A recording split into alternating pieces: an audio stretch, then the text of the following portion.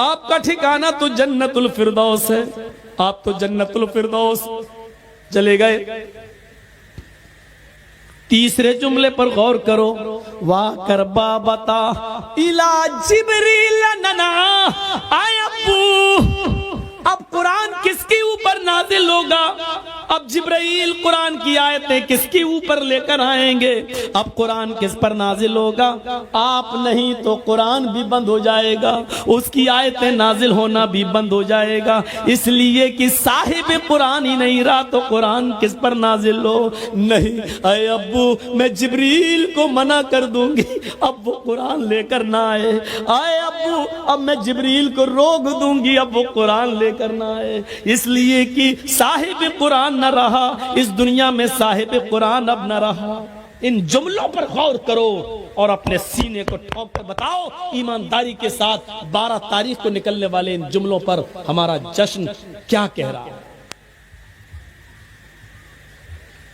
پھر فاطمہ کہتی ہیں لوگو 12 تاریخ کو میری اوپر میرے ابو کی جدائی کے بعد غموں کے ایسے پہاڑ ٹوٹے، جو مصیبتیں جو غم میرے اوپر آئے اگر وہ غم کسی پہاڑ کی اوپر ڈال دیے جاتے تو پہاڑ بھی چور چور ہو جاتا، ریزہ ریزہ ہو جاتا، اور جو غم میرے ابو کے بعد مجھے ملے، میرے ابو کی جدائی پر مجھے ملے، اگر وہ غم کسی دن پر ڈال دیے جائیں تو وہ دن بھی رات میں بدل جائے۔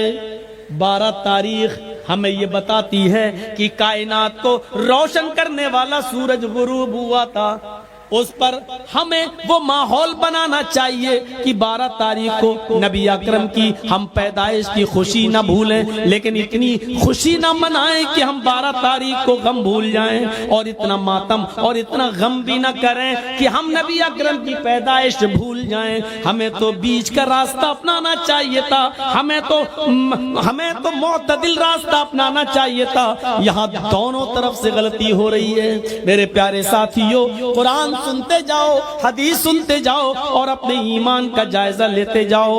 ہاں اب سنیے میرے بھائیو، اللہ کے نبی صلی اللہ علیہ وسلم کو دفن کر دیا گیا، سب سے پہلے ابو بکر صدیق نے نماز جنازہ پڑھی، اس کے بعد عمر فاروق نے، عثمان غنی نے، حضرت علی نے، پھر صحابہ نے، لوگ آتے گئے نماز پڑھتے گئے، پھر بعد میں بچوں نے، اور سب سے لاسٹ میں عورتوں نے، عورتوں کے بعد سب سے لاسٹ میں بچوں نے۔ میرے بھائیوں، لیکن آپ کی جنازے کی نماز کسی نے پڑھائی نہیں ہے، لوگ اس حجرے میں آتے تھے، پڑھ کے نکل جاتے تھے، پورا دن اسی میں گزر گیا، پوری رات اسی میں گزر گئی۔ کچھ لوگ ایسے تھے جو دور سے آئے، اللہ کے نبی صلی اللہ علیہ وسلم کی بیوی سے کہنے لگے امی عائشہ ہم رات میں پہنچے، دور کے رہنے والے ہیں، ہمیں نبی اکرم کا چہرہ دکھا دو۔